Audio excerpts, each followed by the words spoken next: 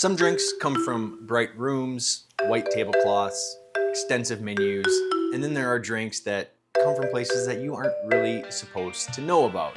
And the Sputnik #2 definitely belongs in that second category, not because it's complicated, it really isn't, but because of where the drinks like this were poured.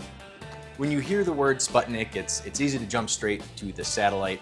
1957, the Cold War, the future hanging in the sky and in bunkers all over the world. But on the ground, especially across Eastern Europe, that same era was defined by something different.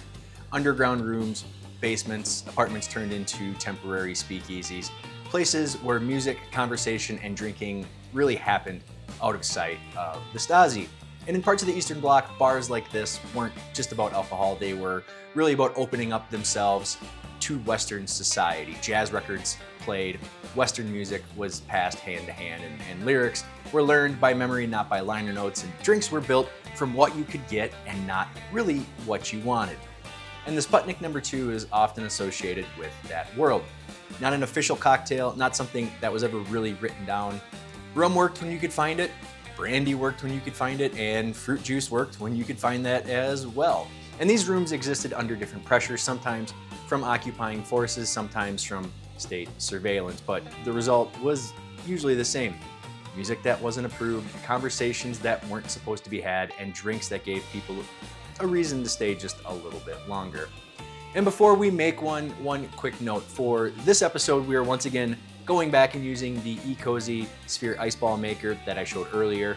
It really just feels right for a drink that came out of long nights and quiet rooms across Eastern Europe in the 50s, 60s, and 70s. So everybody, let's make Sputnik #2. We will start with 2 ounces of orange juice, 1/2 an ounce of simple syrup, 1 ounce of brandy or cognac, and 1 ounce of light rum. Fill a tin and shake this with ice. And fill the glass with your 2.1-inch ecozy ice ball, and then strain the drink over the ice ball. And there is no official garnish for this drink, so I will be using a dehydrated lime. And with that, the Sputnik #2 comes together.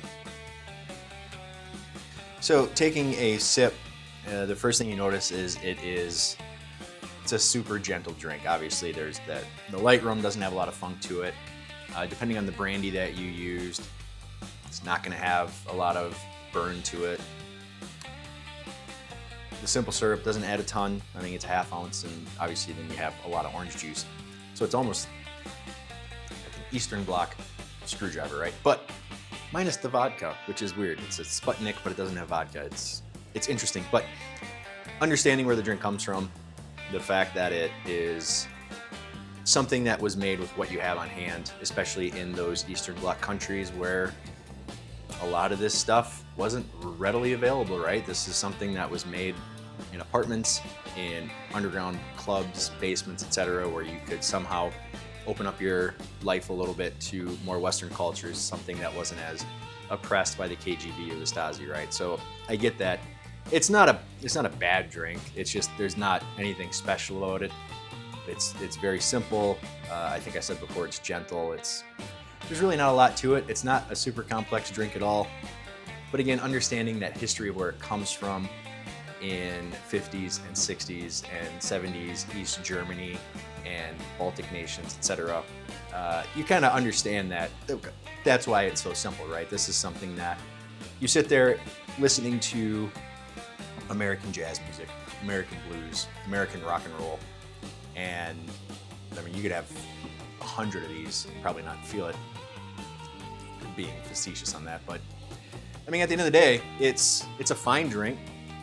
It's not something that I'll probably ever really make again, just because there's nothing special about it, and that's unfortunate. Another unfortunate thing is, and I'm not going to get into it too much for you fellow animal lovers, but the Sputnik #2 is very infamous in history for what happened or what took place in that satellite. So we're not going to talk about that. If you want to look it up, go for it. I wouldn't recommend it. It's a sad story.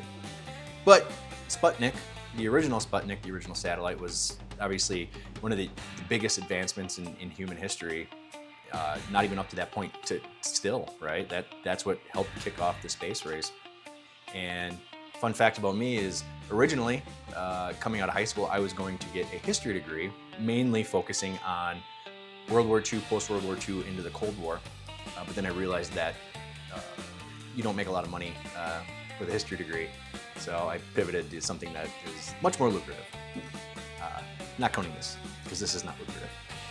But so I have a massive fascination, not only with that time period, mid-century modern, I've mentioned before, Mad Men, all that other fun stuff.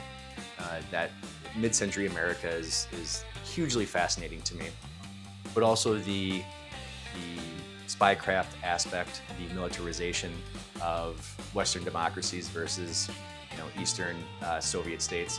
It's something that's been fascinating me my entire life. I remember having conversations when I was a child, when I was like 7 or 8 years old, because the History Channel was on repeat for me. It was wrestling and then History Channel. And that was my whole childhood. And having conversations with older people in my life about what was life like during World War II and the Cold War, etc. And it's just an utterly fascinating time period. And I am one of those people that is completely,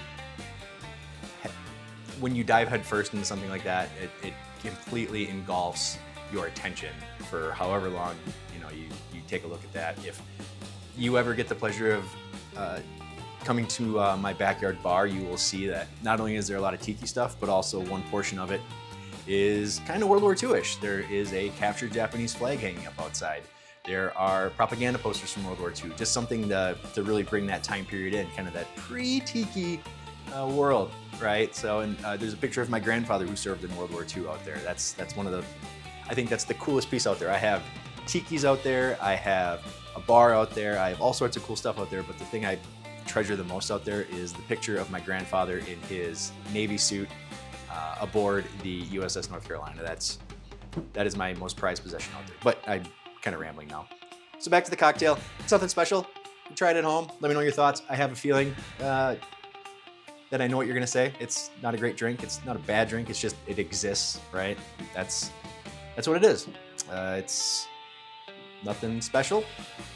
Realistically, I don't even like screwdrivers that much, but I'd much rather have a screwdriver than this. And I like brandy. Obviously, I like rum. But there's just nothing to it. It's something that you make when you have nothing else on hand, which is the spirit of the cocktail. So that all being said, thank you so much for watching, everybody. Thank you, ecozy, once again for supplying the ice spheres. They're fantastic. I will have in the description below, I will have a link to the ecozy website with a unique discount code. So head out and grab one of their ice makers. They're fantastic. So thank you so much for watching. Nicole and Maluna, cheers and enjoy.